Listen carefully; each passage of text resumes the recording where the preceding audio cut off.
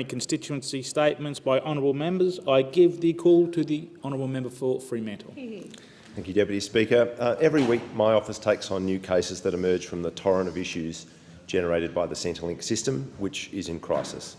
The cases are new, the issues are well worn. They typically include people trying to receive the age pension or youth allowance or job search allowance, or people trying to deal with requests for information or debt notices from the Department of Human Services.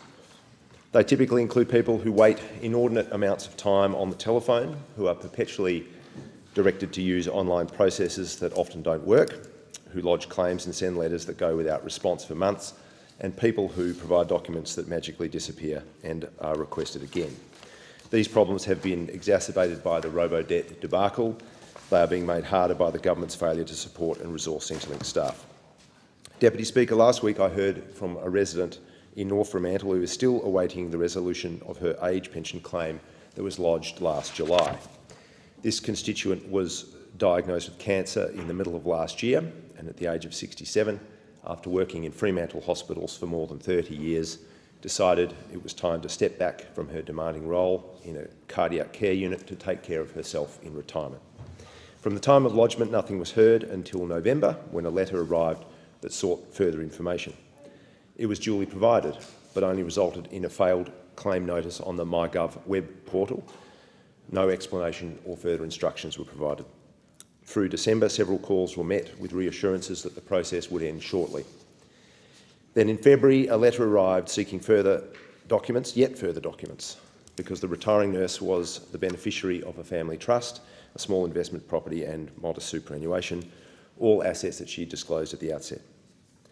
The relevant documentation was delivered, and a dutiful officer spent 2 hours scanning and uploading the paperwork. Now, you'd think at this point the end was in sight, but no. Upon lodging a complaint last week, my constituent was informed the documents were still outstanding. Deputy Speaker, this kind of maddening ring around leaves people in a state somewhere between rage and exhausted depression. My staff members are happy to work with constituents to clarify and resolve their issues, and in many cases we've assisted people in considerable distress, having received notice of a very substantial debt. We're given generous assistance by Centrelink liaison staff and social workers within the department, but it's clear the volume of demand, the flaws in the system and the oppressive approach to managing the workforce in recent times are creating intolerable delays and errors. Centrelink staff have been waiting for and working towards a new and fair employment agreement in good faith since June 2014. They've not received a pay increase for 3 years. Instead, jobs have been cut, job security has been weakened and working conditions made less flexible. It is well past time for the government to bear down on these systemic problems. They are hurting Australians who can least bear it. Thank the honourable